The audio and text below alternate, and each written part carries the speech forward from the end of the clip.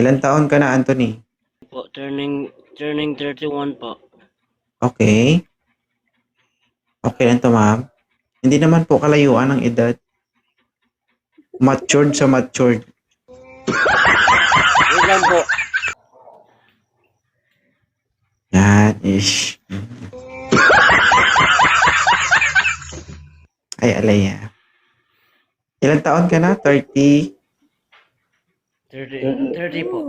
Turning to 31. Oh, yes. May anak ka? Yes po. We have Ilan? dalawa po. Kasal ka ba? Hindi po. Okay. Bakit ang cute mo, Anthony?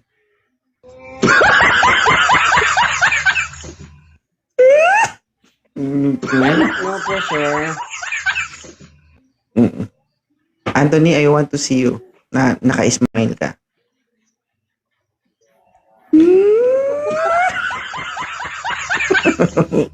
Lintian gid.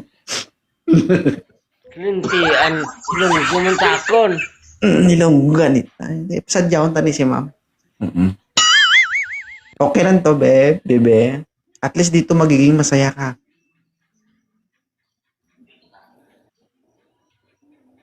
Ha? Takutin mo, Anthony, para pumayag. Hindi natin ito madala sa pa-cute-cute eh. Hindi natin madala sa santong dasalan, santong paspasan. Gawa natin ng paraan. Oo. Bakit ayaw mo sa kanya, bebe? Ayaw ko. Bakit? Ha? Ano naman siya? Matanda naman. Anong matanda? Ilang taon ka na ba? Ish. Grabe talagang ganun.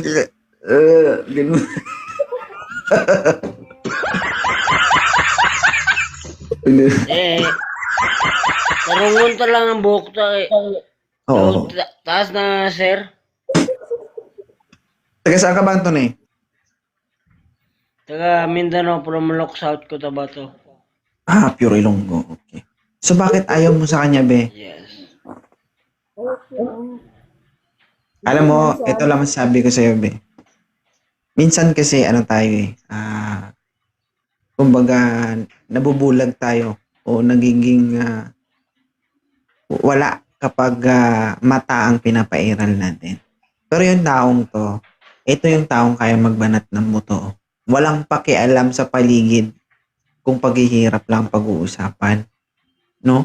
Walang kwenta ang gwapo ngayon kung magugutom ka. Ano trabaho ni sir? Coca-Cola driver po, sir. O, di ba? Coca-Cola driver. Ibig sabihin, sexy lagi ang nahahawakan mo.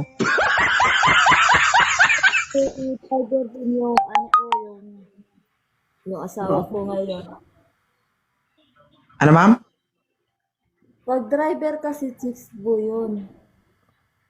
Hindi po ako chicks boy. Kasi ganun din yung asawa ko dati. So, pag truck driver, ma'am, chicks boy. Ma'am? Magandang rason po yan, ma'am. Ganun. Huwag na tayo makipagla